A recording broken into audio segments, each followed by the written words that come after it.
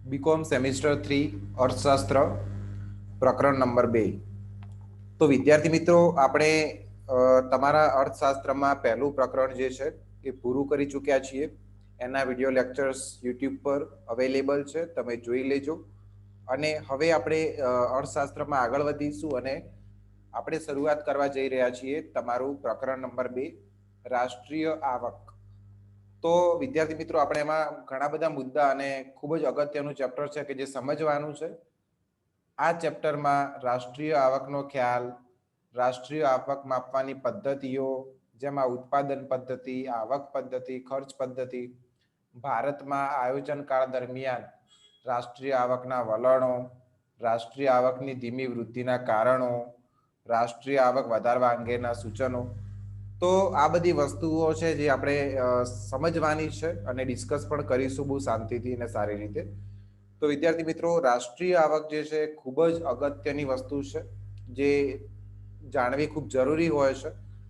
તો આપણે આ ચેપ્ટરમાં આગળ વધીશું અને જો અહીંયા તમને ઘણા બધા મુદ્દાઓ આપ્યા છે કે જેને આપણે વન બાય વન સમજવાના છે। સૌથી પહેલા વ્યાખ્યાથી શરૂઆત કરીશું। તો અહીંયા ઘણા બધા અલગ અલગ અર્થશાસ્ત્રીઓએ રાષ્ટ્રીય આવકની અલગ અલગ વ્યાખ્યા આપી છે। તો સમજીશું, વ્યાખ્યાઓ વાંચતા પહેલા એકવાર આપણે સમજીશું કે ભાઈ આવક, રાષ્ટ્રીય આવક એટલે શું? રાષ્ટ્ર એટલે એક દેશ અને આવક એટલે જે આપણને કોઈ પણ પ્રવૃત્તિ કરવાથી આપણને જે વળતર મળે છે, આવક આપણે સમજીએ છીએ એને। તો રાષ્ટ્રીય આવક એટલે એનો સામાન્ય અર્થ એવો થતો હશે કે ભાઈ કોઈ પણ દેશની આવક। અને દેશની આવક એટલે શું? તો મતલબ એમ સમજી શકાય કે ભાઈ એક વર્ષના સમયગાળા દરમિયાન દેશમાં ઉત્પન્ન થતી કુલ વસ્તુઓ અને સેવાઓના નાણાકીય મૂલ્યને રાષ્ટ્રીય આવક કહી શકાય। તો એવો કંઈક એનો સામાન્ય અર્થ નીકળે છે। હવે આપણે વ્યાખ્યાઓ પર ધ્યાન આપતા આપણને સમજમાં આવશે કે અલગ અલગ અર્થશાસ્ત્રીઓ જે છે એ રાષ્ટ્રીય આવકની વ્યાખ્યા આપણને કેવી રીતે જણાવે છે। તો સૌથી પહેલા આપણે જોઈશું પ્રોફેસર માર્શલ। પ્રોફેસર માર્શલ રાષ્ટ્રીય આવકની વ્યાખ્યા આ પ્રમાણે જણાવે છે કે કોઈ પણ દેશની મૂડી અને શ્રમનો કુદરતી સાધનો સાથે સહયોગ થવાથી જે ભૌતિક અને અભૌતિક વસ્તુઓનું ચોખ્ખું ઉત્પાદન થાય છે તે દેશની ચોખ્ખી રાષ્ટ્રીય આવક છે। અહીંયા આપણને ઉત્પાદનના સાધનો સાથે સરખામણીની વાત કરી છે, સહયોગની વાત કરી છે।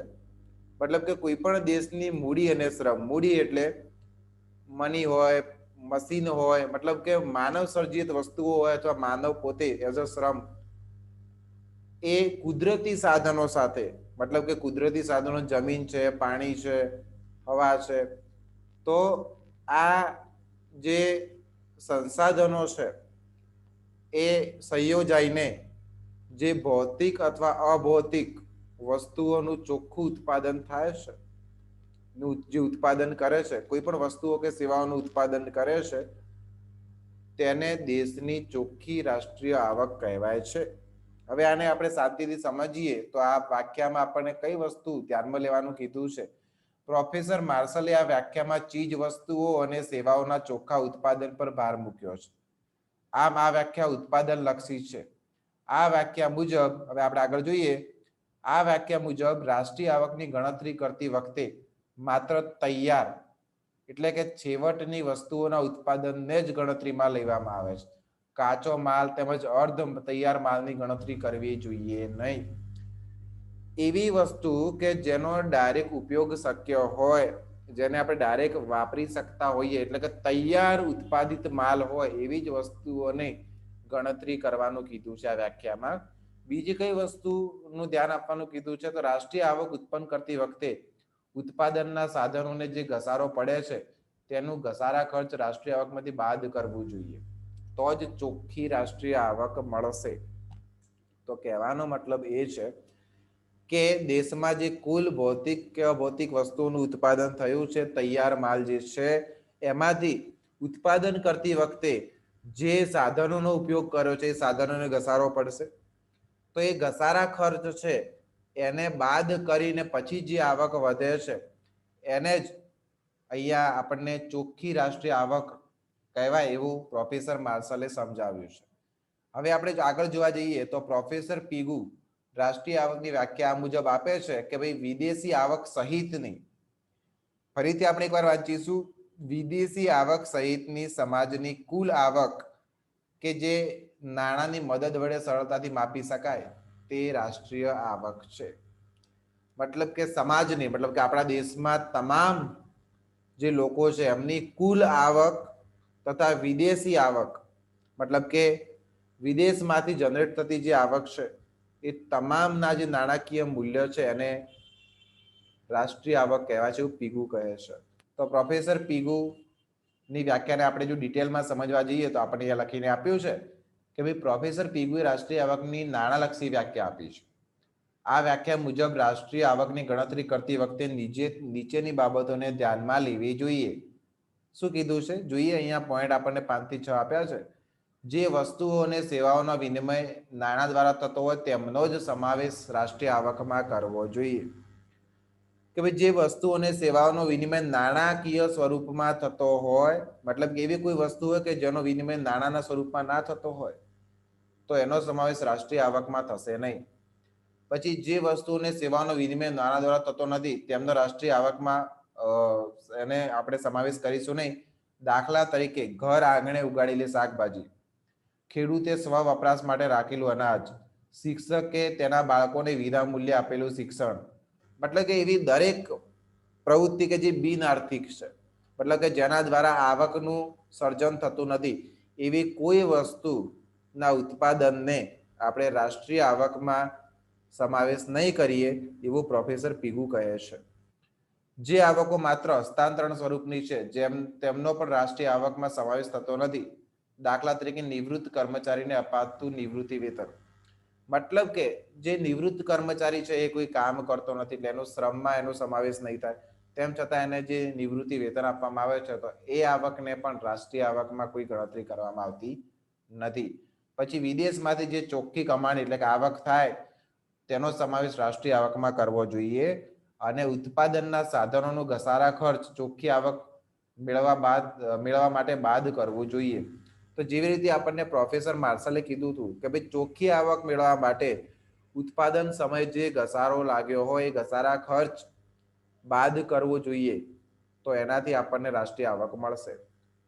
બીજી પણ આપણને રાષ્ટ્રીય આવકની અહીંયા ઘણી બધી વ્યાખ્યા આપી છે, જેમ કે પ્રોફેસર ઇક્સે આપી છે, પ્રોફેસર સેમ્યુલ્સને આપી છે, ડોક્ટર સાયમન કુન્સને આપી છે. તો આ બધી વ્યાખ્યાઓ છે જે આપણને સારો એવો ખ્યાલ આપે છે કે ભાઈ રાષ્ટ્રીય આવક શું છે. હવે આપણે એટલું તો સમજી ગયા છીએ કે ભાઈ એક વર્ષના સમયગાળા દરમિયાન દેશના નાગરિકો દ્વારા, એટલે કે તમામ નાગરિકો દ્વારા કોઈ પણ વસ્તુ કે સેવાઓનું ઉત્પાદન થાય છે, એ તમામ વસ્તુઓ કે સેવાઓના ઉત્પાદનના નાણાકીય મૂલ્યને આપણે રાષ્ટ્રીય આવક કહીએ છીએ. એવું કંઈક આપણે આનાથી સમજીએ છીએ. હવે આપણને એ બીજો પોઈન્ટ આપ્યો છે કે ભાઈ રાષ્ટ્રીય આવકની ગણતરીનું મહત્વ, એટલે કોઈ પણ દેશ રાષ્ટ્રીય આવકની ગણતરી એને કેમ કરવી જોઈએ, એનું મહત્વ શું છે, આ રાષ્ટ્રીય આવકની ગણતરી કરવાથી શું ફાયદો આપણને થવાનો છે. તો એ આપણે જોયું તો સૌથી પહેલા ઉત્પાદન ક્ષમતાનો નિર્દેશ, મતલબ કે એના ઉપરથી આપણને ખ્યાલ પડશે કે કોઈ પણ દેશમાં ચીજ વસ્તુઓનું ઉત્પાદન કરવાની ક્ષમતા કેટલી છે. તો એ જાણવા માટે રાષ્ટ્રીય આવકની ગણતરી કરવી જરૂરી છે. બીજો પોઈન્ટ આપણને આપ્યો છે કે આર્થિક વિકાસનો નિર્દેશ, મતલબ કે એક વર્ષના સમયગાળા દરમિયાન કોઈ પણ દેશ કેટલો આર્થિક વિકાસ કરી રહ્યો છે. આર્થિક વિકાસ એટલે કે કોઈ પણ દેશની રાષ્ટ્રીય આવક કેટલી છે, જેટલી રાષ્ટ્રીય આવક વધારે હશે એટલી એની માથાદીઠ આવક પણ વધારે હશે, અને માથાદીઠ આવક દ્વારા આપણે જાણી શકીશું કે જે તે દેશ જે છે એ આર્થિક વિકાસ કઈ ગતિએ કરી રહ્યો છે. તો એ જાણવા માટે પણ રાષ્ટ્રીય આવકની ગણતરી કરવી ખૂબ જરૂરી હોય છે. પછી અર્થતંત્રના માળખાની માહિતી. હવે આપણું જે અર્થતંત્રનું માળખું રહેલું છે એ સામાન્ય રીતે 3 ભાગમાં રહેલું છે. એક તો ખેતી ક્ષેત્ર, પ્રાથમિક વિભાગ આપણે જેને કહીએ, એક ઔદ્યોગિક ક્ષેત્ર અને એક સેવા ક્ષેત્ર. મતલબ કે આપણા દેશમાં જે કુલ આવક થાય છે આ 3 ક્ષેત્રોમાંથી આવે છે. એક ખેતી ક્ષેત્રમાંથી આવક આવે છે, એક ઔદ્યોગિક ક્ષેત્રમાંથી આવક આવે છે અને એક સેવા ક્ષેત્રમાંથી આવક આવે છે. તો આપણને રાષ્ટ્રીય આવકની ગણતરી કરવાથી એટલી ખબર પડશે કે કયા ક્ષેત્રમાંથી કેટલી વધારે આવક આવે છે અને વર્ષ દરમિયાન કયા ક્ષેત્રની આવકમાં ઘટાડો થાય છે. તો એ વસ્તુ આપણને જાણવા મળશે. જેમ કે આપણને અહીંયા લખીને આપ્યું છે કે ભાઈ વર્ષ દરમિયાન ભારતની રાષ્ટ્રીય આવકમાં ખેતી ક્ષેત્રનો ફાળો લગભગ 25% હોય છે અને સેવા ક્ષેત્રનો ફાળો લગભગ 50% જેટલો હોય છે. મતલબ કે કુલ દેશની જે રાષ્ટ્રીય આવક થાય છે, કુલ દેશની જે આવક છે એમાં સેવા ક્ષેત્રનો ફાળો 50% છે. એમસીક્યુમાં પ્રશ્ન પૂછાય તો તમને ખ્યાલ હોવો જોઈએ. પછી આપણે આગળ જોઈશું આવકની વહેંચણીની માહિતી. મતલબ કે રાષ્ટ્રીય આવકની ગણતરી કરવાથી આપણને ખ્યાલ આવશે કે ભાઈ આપણા દેશમાં આવકની વહેંચણી કયા ધોરણે થાય છે. મતલબ કે કર્મચારીઓને વેતન, લોકોને વ્યાજ, ભાડું અને નફા વચ્ચે આવકની ફાળવણી વિગતો પણ આપણને ખ્યાલ આવશે. આપણે અહીંયા અંદર વાંચવા જોઈએ તો આપણને લખીને આપ્યું છે કે ભાઈ દેશમાં આવક અને સંપત્તિની વહેંચણી કેવી છે અને એમાં વધારો થઈ રહ્યો છે કે ઘટાડો તે જાણવા માટે આ વિગતો ઉપયોગી છે. એક તરફ વેતનની આવકો અને બીજી તરફ ભાડું, વ્યાજ અને નફાની આવકો, આ બંને વચ્ચેનું અંતર દેશમાં આવક અને સંપત્તિની અસમાનતાની તીવ્રતા પણ દર્શાવે છે. તો મતલબ કે માલિકો, કર્મચારીઓ વચ્ચે, મતલબ કે જે લોકો કહેવાય ને કે મૂડી રોકાણ કરીને બેઠા છે, જે લોકો ગ્રાહકો છે એમના વચ્ચે આવક અને સંપત્તિની વહેંચણી કેવી રીતે થયેલી છે એ પણ આપણને રાષ્ટ્રીય આવકની જો ગણતરી કરીએ તો જાણવા મળે છે. પછી આપણને આગળ કીધું છે કે ભાઈ બચત અને મૂડી રોકાણની માહિતી. તો રાષ્ટ્રીય આવકની ગણતરી કરીશું તો આપણને જાણવા મળશે કે ભાઈ બચતનું પ્રમાણ કેટલું છે, મૂડી રોકાણનું પ્રમાણ કેટલું છે, એ પણ દેશમાં પરિસ્થિતિ એની શું છે એ પણ આપણને જાણવા મળશે. અંદર જો વાંચવા જઈએ તો આપણને લખીને આપ્યું છે કે ભાઈ રાષ્ટ્રીય આવક અને માથાદીઠ આવકના હિસાબો દ્વારા આપણને કુલ વપરાશ, કુલ બચત, કુલ મૂડીરોકાણની માહિતી પણ પ્રાપ્ત થાય છે. તો દેશમાં કુલ કેટલી ચીજ વસ્તુઓનો વપરાશ થયો છે, કેટલી બચત થાય છે, કેટલી આવક છે, બધી વસ્તુ આપણને રાષ્ટ્રીય આવકની ગણતરી દ્વારા જાણવા મળે છે. પછી આપણને એક બીજી અગત્યની વસ્તુ જાણવા મળશે કે જાહેર ક્ષેત્રની ભૂમિકાનો નિર્દેશ. આપણા દેશમાં 2 ક્ષેત્રો કામ કરે છે. જાહેર ક્ષેત્ર કામ કરે છે, ખાનગી ક્ષેત્ર કામ કરે છે. તો જાહેર ક્ષેત્રની દેશની કુલ રાષ્ટ્રીય આવકમાં જાહેર ક્ષેત્રનો કેટલો ફાળો છે, ખાનગી ક્ષેત્રનો કેટલો ફાળો છે. હવે જાહેર ક્ષેત્ર એટલે જે સરકારનો હસ્તક્ષેપ હોય છે, સરકારી કંપનીઓ હોય છે, સરકારનું જે સરકાર દ્વારા થતું જે ઉત્પાદન છે. અને ખાનગી ક્ષેત્ર એટલે પ્રાઇવેટ કંપનીઓ જે છે એમના દ્વારા થતું ઉત્પાદન છે, એક વ્યક્તિગત ઉત્પાદન છે. તો આપણા દેશની કુલ રાષ્ટ્રીય આવકમાં જો આપણે રાષ્ટ્રીય આવકની ગણતરી કરીશું તો આપણને જાણવા મળશે કે ભાઈ જાહેર ક્ષેત્રનો કેટલો ફાળો છે અને ખાનગી ક્ષેત્રનો કેટલો ફાળો છે. પછી આપણને જાણવા મળશે વૈશ્વિકીકરણનો નિર્દેશ. વૈશ્વિકીકરણનો નિર્દેશ એટલે કે આપણા દેશમાં આયાત આપણે કેટલી વસ્તુની કરીએ છીએ, નિકાસ કેટલી વસ્તુની કરીએ છીએ, એ પણ આપણને જાણવું ખૂબ જરૂરી બને છે. મતલબ કે એવો કોઈ દેશ હોય કે જેમાં આયાત વધારે હોય અને નિકાસ ઓછી હોય તો ડેફિનેટલી એ દેશની રાષ્ટ્રીય આવક પર બહુ ગંભીર અસર કરવાની છે. તો એ જાણવા માટે પણ આપણે રાષ્ટ્રીય આવકની ગણતરી કરવી ખૂબ જરૂરી બને છે. પછી આપણે રાષ્ટ્રીય આવકની ગણતરીના મહત્વમાં આગળ જોવા જઈએ તો આપણને પોઈન્ટ આપે છે કે વિભિન્ન દેશોની આર્થિક સ્થિતિની તુલના. મતલબ કે જો આપણે આપણા દેશની રાષ્ટ્રીય આવકની ગણતરી કરીશું તો આપણે બીજા દેશોની રાષ્ટ્રીય આવક સાથે પણ સરખાવી શકીશું કે ભાઈ આ દેશની રાષ્ટ્રીય આવક કેટલી છે અને આપણા દેશની રાષ્ટ્રીય આવક કેટલી છે, ફલાણા દેશની રાષ્ટ્રીય આવક કેટલી છે અને આપણા દેશની રાષ્ટ્રીય આવક કેટલી છે. તો આ રીતે આપણે વિભિન્ન દેશોની આર્થિક સ્થિતિની તુલના પણ રાષ્ટ્રીય આવકની ગણતરી કરી હોય તો આપણે કરી શકીએ છીએ. પછી વિદ્યાર્થી મિત્રો આપણે આગળ જોઈએ તો આપણને લખીને આપ્યું છે અહીંયા કે ભાઈ આર્થિક નીતિઓની રચના અને મૂલ્યાંકન. આપણે રાષ્ટ્રીય આવકની ગણતરી કરીશું તો આપણને ઘણી બધી વસ્તુઓ જાણવા મળશે. આવકની અસમાન વહેંચણી છે કે કેમ, કયા ક્ષેત્રનો કેટલો ફાળો છે. તો આ બધી વસ્તુઓ આપણને જાણવા મળશે. એના આધારે આપણે નવી નીતિઓની રચના પણ કરી શકીએ, આપણે મૂલ્યાંકન કરી શકીએ અને નવા લક્ષ્યાંકો અને નવા ઉદ્દેશો પણ આપણે બનાવી શકીએ, જેના આધારે આપણે આવતા વર્ષમાં જે આપણી પરિસ્થિતિ છે એના કરતા સારી પરિસ્થિતિ આપણે બનાવી શકીએ તો એના આધારે એવું કહેવાય કે ભાઈ રાષ્ટ્રીય આવકની ગણતરી કરવી ખૂબ જરૂરી છે. તો આપણે અહીંયા જોયું 9 પોઈન્ટ જોયા છે કે ભાઈ રાષ્ટ્રીય આવકની ગણતરીનું મહત્વ કેમ છે, તો એના માટે આપણે 9 પોઈન્ટ જોયા. હવે આપણે વિદ્યાર્થી મિત્રો આગળ જોઈશું કે ભાઈ રાષ્ટ્રીય આવક માપવાની ઉત્પાદન પદ્ધતિ. તો અહીંયા મેં તમને કીધું છે કે ભાઈ રાષ્ટ્રીય આવકની પદ્ધતિમાં ટોટલ કેટલી પદ્ધતિઓ હોય છે, તો અહીંયા મેં તમને બતાવ્યું કે ભાઈ રાષ્ટ્રીય આવક ગણવાની પદ્ધતિમાં ટોટલ 3 પદ્ધતિ હોય છે. એક ઉત્પાદન પદ્ધતિ, એક આવક પદ્ધતિ અને ખર્ચ પદ્ધતિ. તો જેમાં હવે આપણે જોઈશું ઉત્પાદન પદ્ધતિ. રાષ્ટ્રીય આવકની ગણતરી કરવાની ઉત્પાદન પદ્ધતિ એટલે શું અને એમાં કઈ બાબતોનો સમાવેશ થાય છે. તો ઉત્પાદન પદ્ધતિની દ્રષ્ટિએ રાષ્ટ્રીય આવક એટલે કાચી રાષ્ટ્રીય પેદાશ. આ વસ્તુ ખાસ સમજવા જેવી છે. ઉત્પાદન પદ્ધતિ જે છે 3 પદ્ધતિમાંથી જે ઉત્પાદન પદ્ધતિ છે એની દ્રષ્ટિએ રાષ્ટ્રીય આવક એટલે કાચી રાષ્ટ્રીય પેદાશ. એના માટે અંગ્રેજી પર્યાય શબ્દ છે ગ્રોસ નેશનલ પ્રોડક્ટ, જેને ટૂંકમાં જીએનપી કહેવાય છે. તો ઉત્પાદન પદ્ધતિની દ્રષ્ટિએ રાષ્ટ્રીય આવક એટલે કાચી રાષ્ટ્રીય પેદાશ. હવે આ કાચી રાષ્ટ્રીય પેદાશ એટલે કે ગ્રોસ નેશનલ પ્રોડક્ટ શું છે, તો અહીંયા આપણને આપ્યું છે વ્યાખ્યામાં કે કાચી રાષ્ટ્રીય પેદાશ એટલે રાષ્ટ્રના નાગરિકોએ વર્ષ દરમિયાન જે તૈયાર વસ્તુઓ અને સેવાઓનું ઉત્પાદન કર્યું છે તેના બજાર મૂલ્યનો સરવાળો.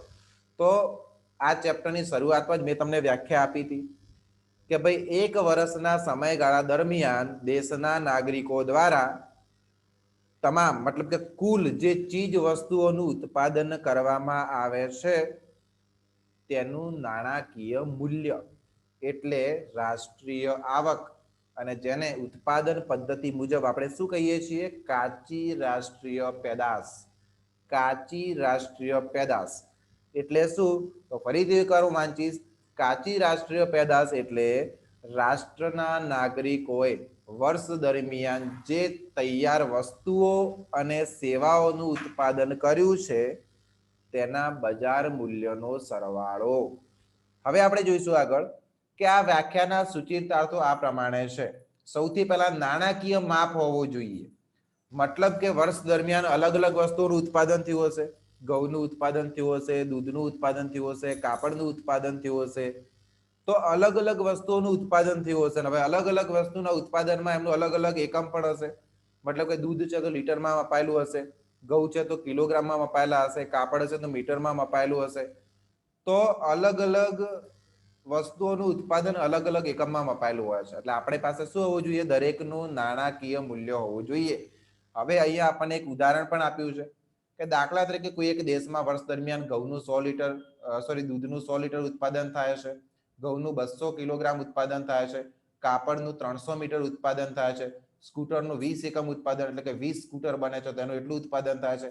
એની આપણને કિંમત આપી છે ને એમનું નાણાકીય મૂલ્ય આપ્યું છે, અને પછી એના ઉપરથી આપણે જાણી શકીએ કે આ વર્ષ દરમિયાન કાચી રાષ્ટ્રીય પેદાશ છે એ 8,18,500 થાય.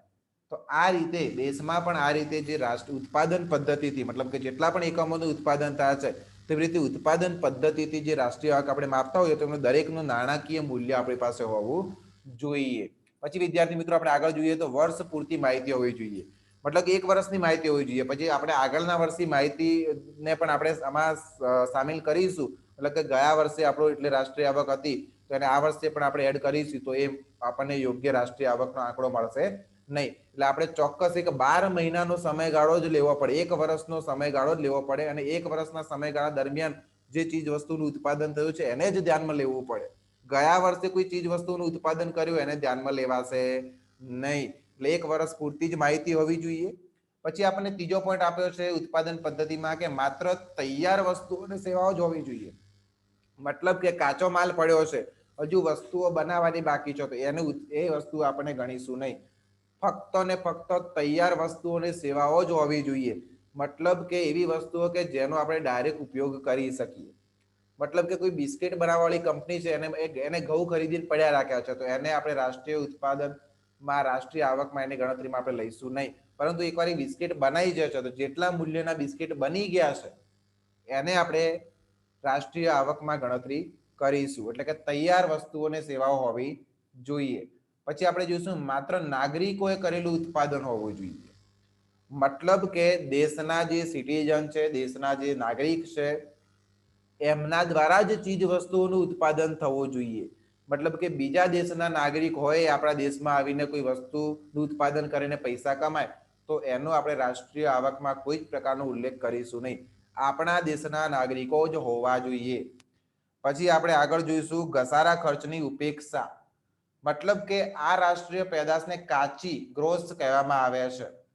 એનું કારણ એ છે કે રાષ્ટ્રીય પેદાશના સર્જનની પ્રક્રિયા દરમિયાન યંત્ર સામગ્રી જેવા સ્થિર સાધનના ઘસારાના લીધે તેમના મૂલ્યમાં જે ઘટાડો થયો છે તેની નોંધ લેવામાં આવી નથી.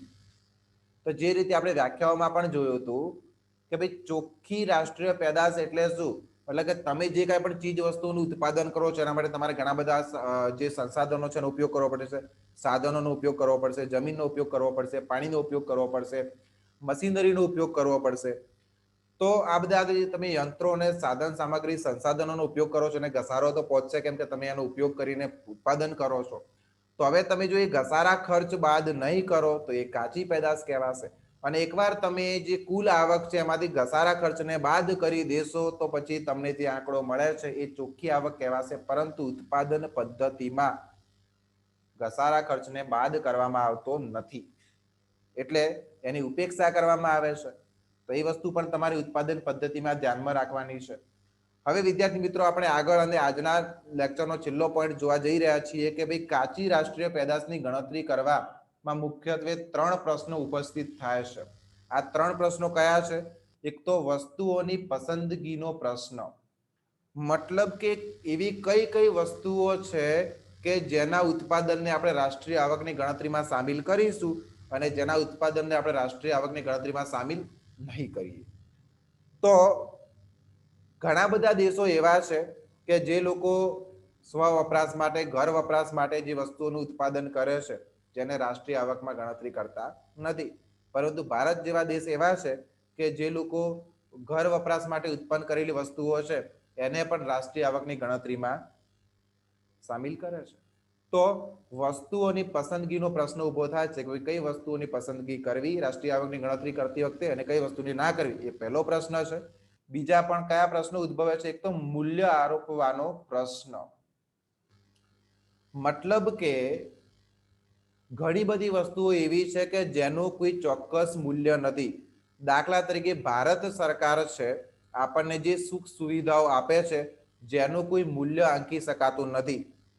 તો હવે એને આપણે કેવી રીતે રાષ્ટ્રીય આવકમાં ઉમેરીશું? દાખલા તરીકે આપણે થિયેટરમાં જઈશું, ટિકિટ ખરીદીશું અને આપણે એક સેવા લઈએ છીએ તો એનું એક ચોક્કસ મૂલ્ય છે. દાખલા તરીકે 145 રૂપીસની ટિકિટ છે તો 145 રૂપિયા આપી આપણે સેવા લીધી. તો એવી રીતે સેવાઓનો પણ મૂલ્ય હોય છે. પરંતુ ભારત સરકાર દાખલા તરીકે છે એ આપણને સુરક્ષા માટે પોલીસની સેવા આપે છે, બોર્ડર સુરક્ષા માટે આર્મીની સેવા આપે છે, એવી ઘણી બધી સેવાઓ આપે છે, પાણીની સેવા આપે છે આપણને. તો એવી ઘણી બધી સેવાઓ આપે છે જેનું કોઈ ચોક્કસ મૂલ્ય નથી, તેમ છતાં આપણે એનો વપરાશ કરીએ છીએ. તો હવે એ મૂલ્ય આંકવાનો પ્રશ્ન પણ ઉભો થાય છે કે ભાઈ એ મૂલ્યને આપણે રાષ્ટ્રીય આવકમાં અથવા રાષ્ટ્રીય પેદાશમાં કેવી રીતે સામેલ કરીશું?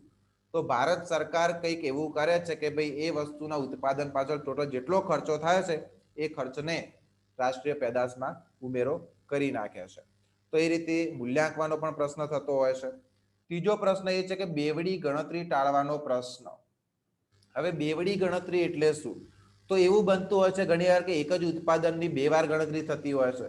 મતલબ કે એક ખેતરમાં ખેડૂતે ઘઉંનું ઉત્પાદન કર્યું, તે ઉત્પાદનને આપણે રાષ્ટ્રીય આવકમાં લઈશું, પછી એના એ જ ઘઉં કંપનીમાં બિસ્કિટ બનાવવા માટે જશે તો ફરીથી બિસ્કિટનું પણ આપણે રાષ્ટ્રીય આવકમાં એને કન્સિડર કર્યું. મતલબ એકના એક ઘઉંનું 2 વાર આપણે રાષ્ટ્રીય આવકમાં ગણતરી કરી રહ્યા છીએ.